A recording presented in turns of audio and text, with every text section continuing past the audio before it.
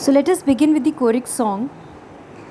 The very first stanza reads, "There is sweet music here that softer falls than petals from blown roses on the grass, or night dews on still waters between walls of shadowy granite. In a gleaming pass, music that gentlier on the spirit lies than tired eyelids upon tired eyes. Music that brings sweet sleep down from the blissful skies.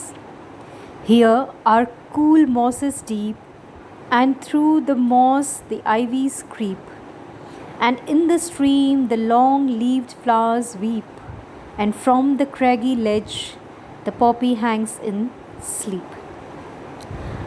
Now, in this stanza, the men begin by stating that this land is full of music that falls softly upon their souls.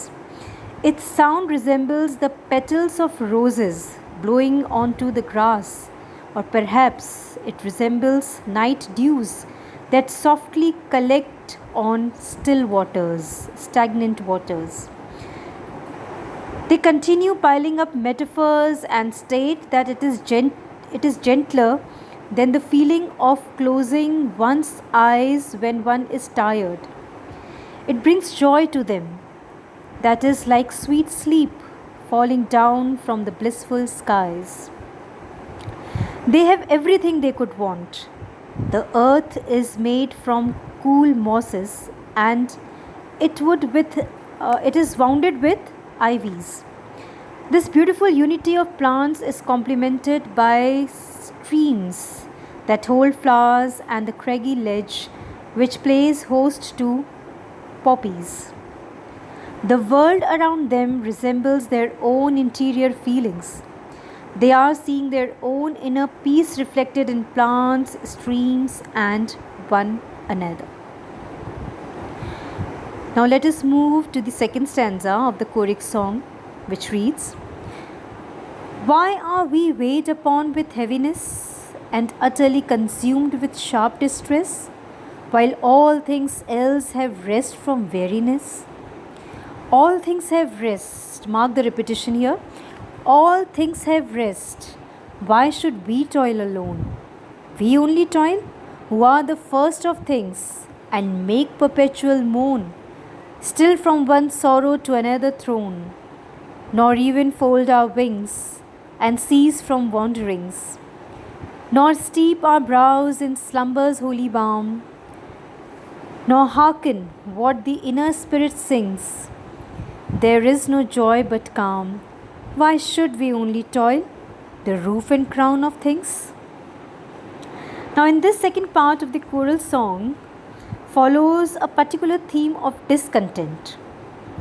The narrator, speaking for the men, asks the universe that why men have no rest, while all other creations of God on this earth do have rest. They state that they are weighed upon with heaviness, while also being consumed by sharp distress. The men do not believe that this is fair, as everything else in the world has rest. Why should they be the only creatures to consistently toil alone? As was found in the first part of this poem, the men, after eating the lotus fruits, are only concerned with their own well-being. They no longer feel for those beyond their reach. They, the first of things, are the only ones to toil and the only one to make perpetual moans. Perpetual means continuous moanings. They have their own grievances, their own sorrows, pains. The men are rejecting their previous lives of hard work and struggle in favor of one in which they will only rest. They no longer want to be thrown from sorrow to sorrow. They don't want to toss between one sorrow and the other, nor ever have to stop doing as they please in favor of working. Now let us move to the third stanza. Lo, in the middle of the wood, the folded leaf is wooed from out the bud. With winds upon the branch, and there grows green and broad and takes no care, sun steeped at noon, and in the moon, nightly dew fed and turning yellow, falls and floats adown the air. Lo, sweetened with the summer light, the full juiced apple, waxing over mellow, drops in a silent autumn night, all its allotted length of days. The flower ripens in its place, ripens and fades, and falls, and hath no toil, fast rooted in the fruitful soil. The third of these choric song stanzas speaks on how the men feel that unlike the rest of creation, they are unable to have a peaceful life that consists of living and then dying.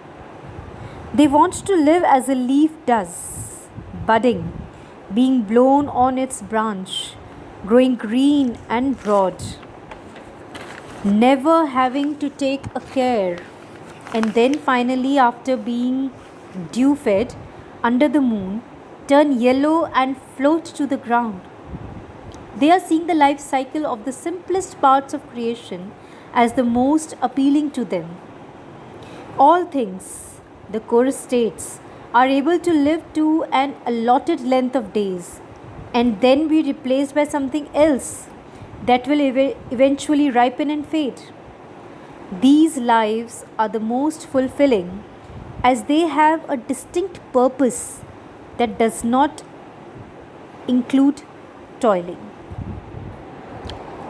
So, with this, we finish the third stanza and we'll continue with the next stanza in the next lesson.